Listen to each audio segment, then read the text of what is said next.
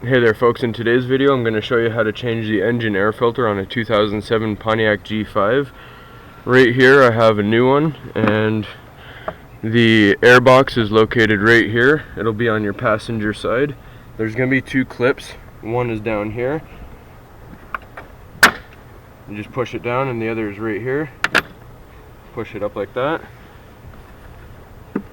We're going to lift up, tilt it, and pull it towards you this way, and just kind of bring it out of the way, and your air filter will lift right out. And as you can see, this one's fairly dirty.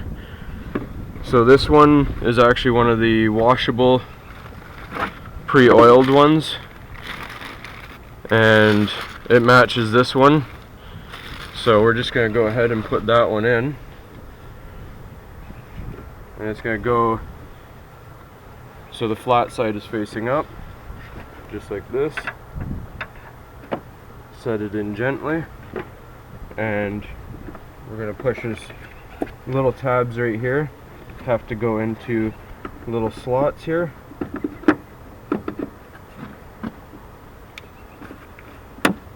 Push it down, put your two clips back on.